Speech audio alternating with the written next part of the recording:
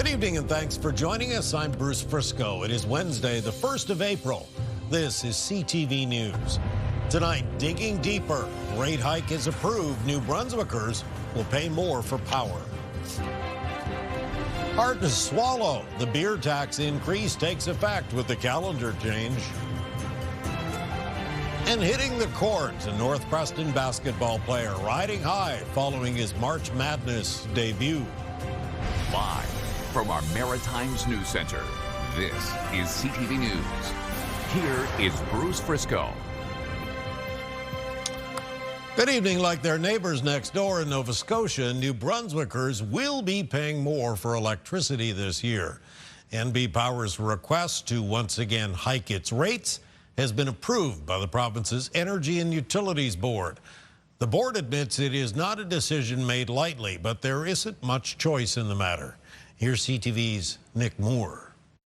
Raising rates is always our last resort. The increases in our rate ask were related to grid infrastructure, security and safety, and long-term reliability of our grid. NB Power says the rate increase will add nearly $11 a month for the average residential customer. Utility CEO Lori Clark says it is still to be determined when the increase will officially take effect. I'm hoping it's sometime in April, but I really don't have, like I said, we just got the decision a couple of hours ago, and we'll take the time. We have to get back to the EUB and understand what was allowed and what they didn't allow in the decision, and from there we'll decide the timing of the rate increase. The board previously denied NB Power's application to implement a rate rider to recover revenue otherwise lost should rates be implemented after April 1st. The board in its decision acknowledged that energy poverty is worsening, that the impacts are disproportionate, but there's still no comprehensive response to affordability. NB Power's CEO is also responding today for the first time to that major review of the utility released on Monday, which makes a total of 50 recommendations to address the utility's $6 billion debt, aging infrastructure, and unplanned outages at Point Lepreau. I think they're very solid recommendations. This is what I would call our once in a lifetime, once in a 100-year opportunity. Lori Clark says the utility will be working closely with the provincial government to develop an action plan from the review, expected before the end of May. Nick Moore, CTV News, Fredericton. People in the Halifax area are being hit with higher property taxes as well. As we told you yesterday, City Council passed a rate hike of 7.5% in yesterday's budget. As CTV's Callum Smith tells us, more than a few residents are pretty unhappy with the news.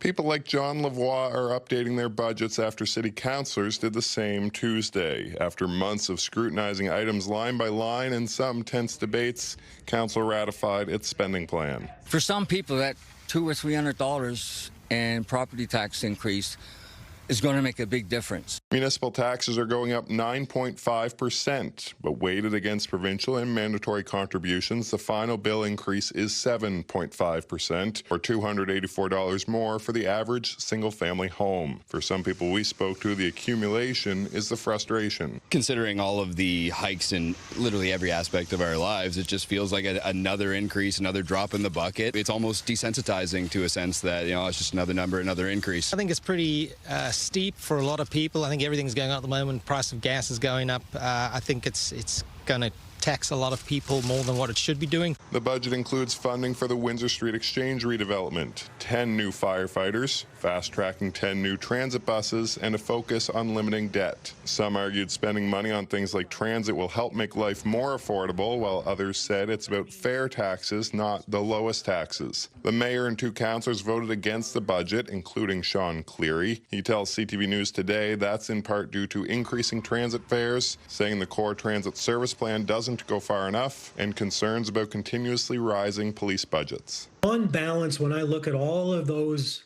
combined, it just added up to too many cons and not enough pros for me to support this year's budget. But it passed 14-3 and makes for tougher decisions for some.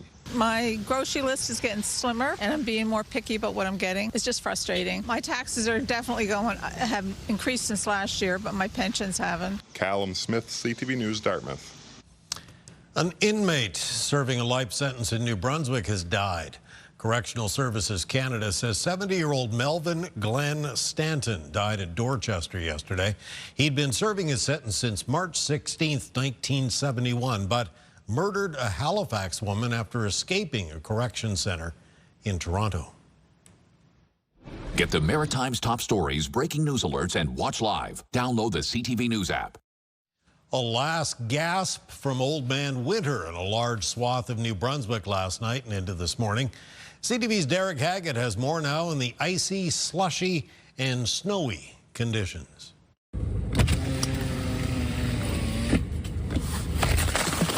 It was a gut punch for many who woke up to frozen vehicles on the first day of April. The freezing rain closed schools and caused confusion and disbelief for some in Greater Moncton. I thought it was over. I really did. I thought it was like, the first day of fishing season starts in Nova Scotia, the 1st of April, and, here we are, right? Well, that was a surprise today, but I'm happy that we didn't lose any power. Personally, I'm a Maritimer. I actually like it. The Moncton area had about 3 centimeters of snow yesterday afternoon into early evening. That snow turned to a mix of ice pellets and freezing rain that lasted until mid-morning.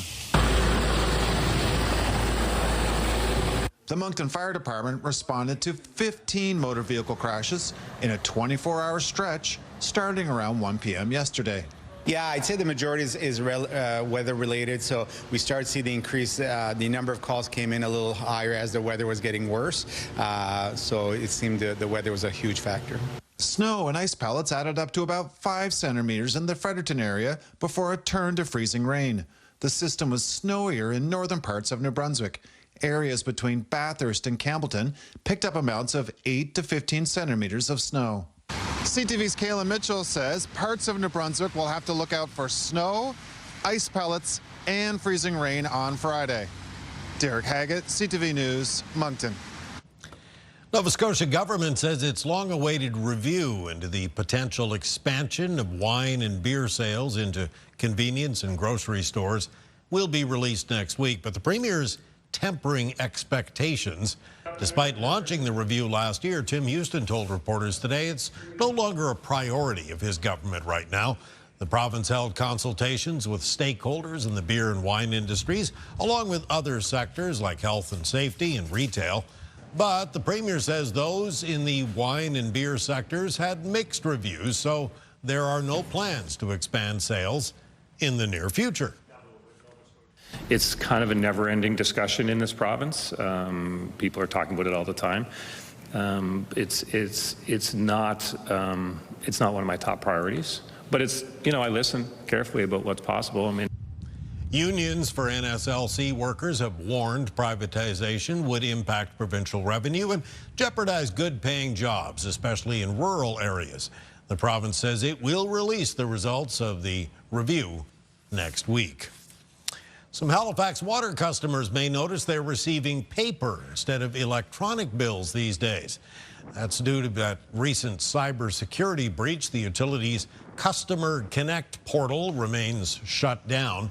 As a result, customers who registered for paperless billing are instead receiving paper ones for the time being. Halifax Water, by the way, says it's still investigating that incident. Nova Scotia's first standalone transitional health center is expanded with more beds, even more help, and a pretty large price tag as well. The center in Bedford has added 110 beds and more staff members.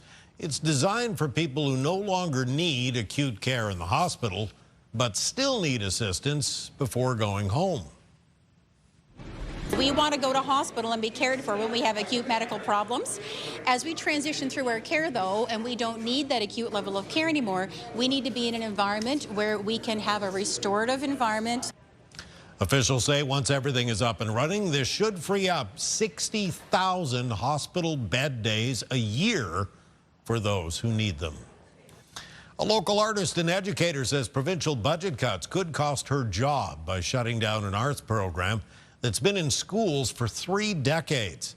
Theater artist Lily Falk says the cut to the annual $65,000 grant that funds the Perform program will mean the end of it. That money goes toward putting artists in classrooms across Nova Scotia, delivering programming and mentorship opportunities, especially in rural areas where they are limited. That represents about 97-98% of our budget this year. It's annual funding that has been guaranteed for the last, almost 30 years. Right now, we don't see, without that funding from the government, that this program can continue. Falk standing there alongside NDP opposition leader Claudia Chender, calling for the cuts to arts and culture cruel. She says students are losing access to creative learning opportunities they wouldn't otherwise have. Okay, still to come tonight, Kaylin's full forecast, and we'll share some insight on a major renovation project about to start at the Naval Museum of Halifax. Coming up next, though, government share. Especially in this area with this economy, how are people supposed to afford this? The scheduled beer tax hike took effect today. Details and reaction when CTV News at 11:30 continues.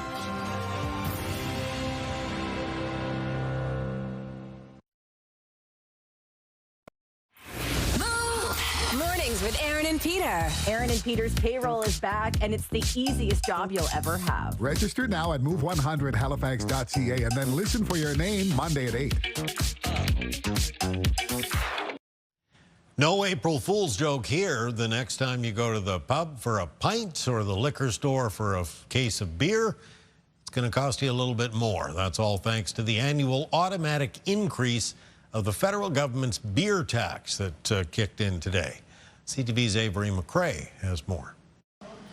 Drifter Brew Co. has been open for 2 years, and as a new business, constantly rising costs can be a challenge. It's another hit on the business, right? What brewer Paul Thibodeau is referring to is the 2% tax increase on all alcohol that takes effect today.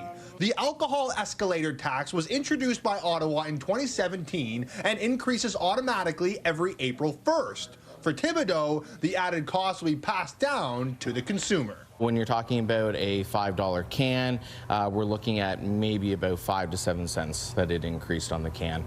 And probably with a keg, you're looking at maybe $1 that it went up. Since its introduction, the alcohol tax has increased by 18%, with overall alcohol consumption by Canadians decreasing that same amount in that time. We've seen all the unions that work in the brewing industry actually come together and sign a letter and send it to Mark Carney, publish that letter, and asking for them to stop because they're worried about jobs. Beer Canada President Richard Alexander says 95% of the beer sold in Canada will be subjected to the tax, which will impact breweries, consumers, and industries that rely on booze sales. We're looking at about $1.6 billion that has already been, taken away from consumers and the brewing industry and making beer more expensive. And we have an affordability crisis right now that Canadians, they don't want to see tax increases in any shape or form. For consumers like Ryan Nicholas, the wallet becomes even tighter. It's too expensive now, especially in this area with this economy,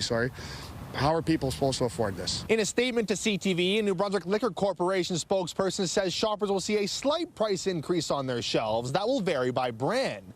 They also say the biggest impact is on spirits, which could see an increase of 20 cents on average. Avery McRae, CTV News, St. John.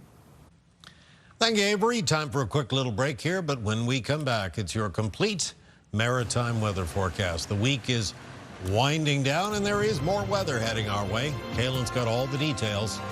We come back.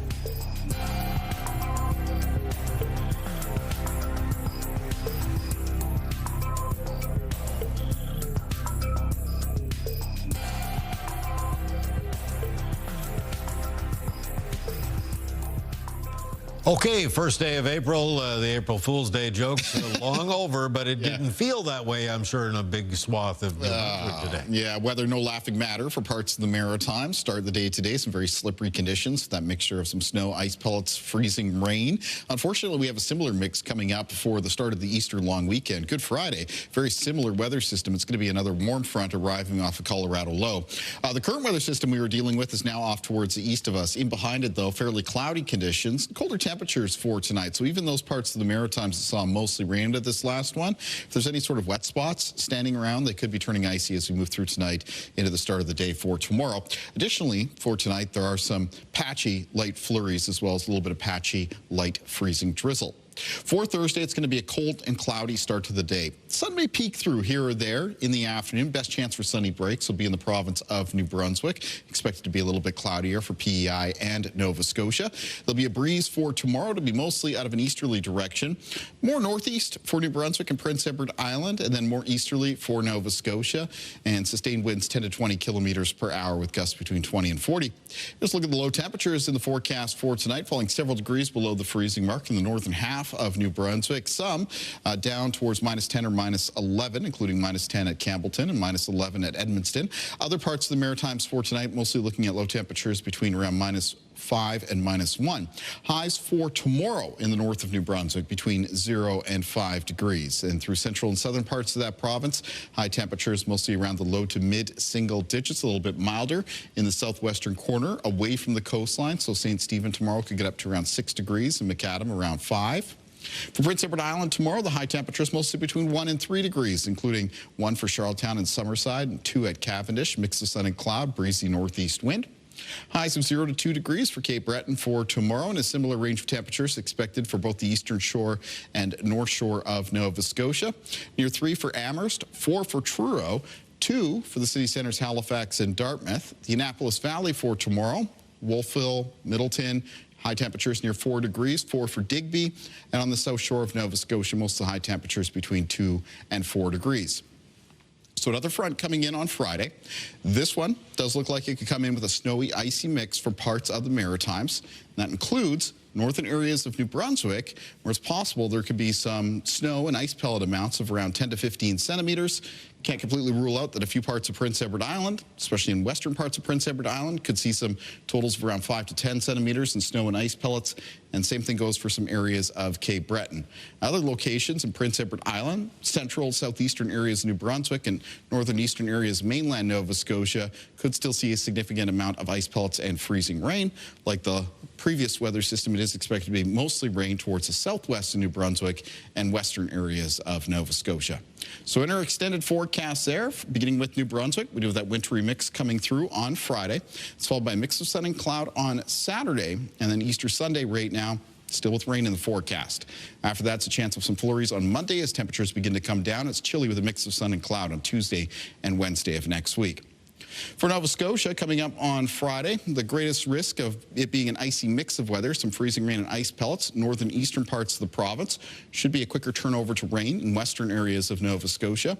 Mix of sun and cloud for Saturday. Showers in the forecast for Sunday, the chance of showers on Monday, and that's followed by a mix of sun and cloud, cooler temperatures for Tuesday and Wednesday of next week. And for Prince Edward Island on Friday, going to go with that wintry mix of weather, snow turning through ice pellets and freezing rain, maybe completely over to rain at the end of it. There'll be a chance of flurries afterwards on Saturday. Showers in the forecast for Easter Sunday right now. Chance of showers on Monday and a mix of sun and cloud for Tuesday and Wednesday of next week. Bruce. Thank you, my friend. Wake up weather still to come. Stay with us. We'll be right back.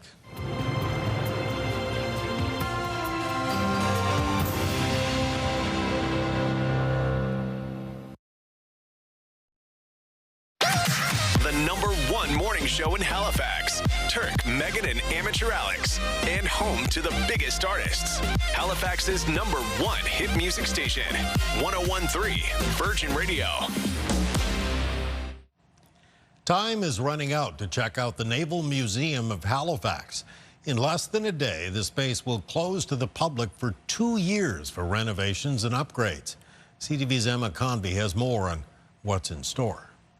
One by one, each rare book is carefully bundled and boxed as the Naval Museum of Halifax prepares for a 2-year closure. For the most part, the renovations are limited to sort of regular maintenance, new windows, repointing the masonry, some infrastructure work. For 50 years, it's brought the history of the Royal Canadian Navy from ships to shore.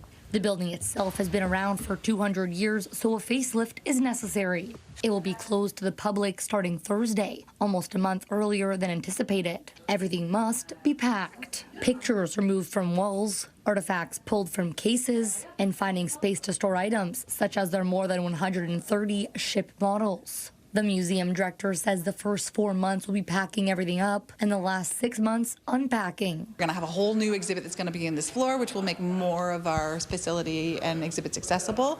As you go upstairs, we're going to have a brilliant sort of spread on our World War II story. We're actually going to talk about Korea. We're going to get into sort of that pre-unification, getting into the Cold War experience up until unification, and then we've planned a large timeline of the history of the dockyard all the way from our second deck all the way down to the basement. Emma Convey, CTV News, Halifax. All right, thank you, Emma. Time for one final break tonight. Coming up, a young Maritimer who's living his hoop dreams. First, though, your wake-up weather. Here's a look at the Halifax roundabout, where it's currently 0, traffic fairly light on this Wednesday evening. Kaylin Mitchell will tell you how to dress for Thursday morning when we come back.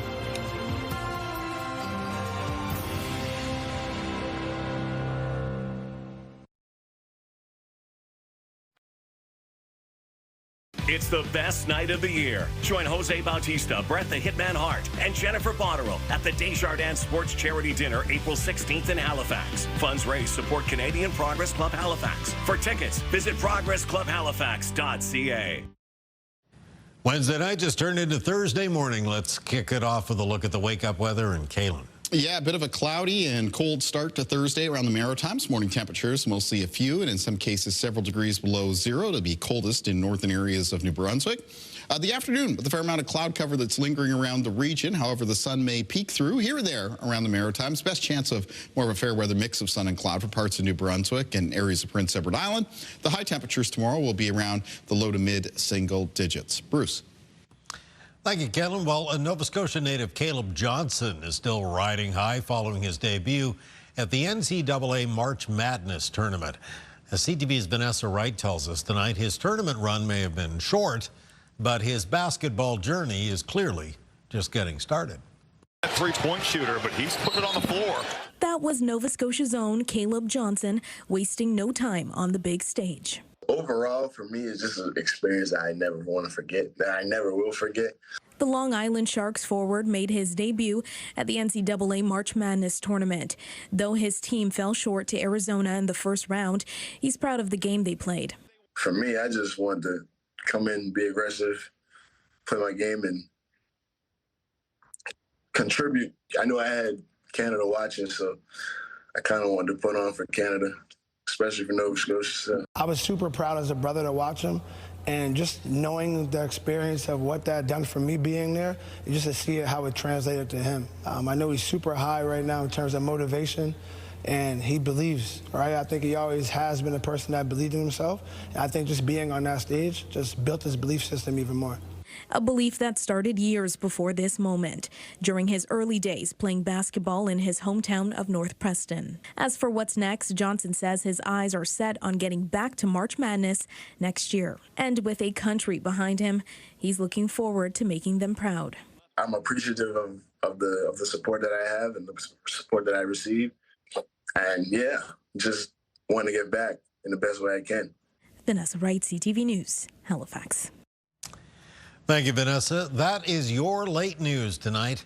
A reminder, if you joined us a little bit late or you'd like to take a closer look at any of our stories and a whole lot more, you can always visit us online, ctvnewsatlantic.ca. It is your home for news. I'm Bruce Frisco. Thank you for staying up late with us tonight. Have a good evening. I hope to see you again tomorrow night.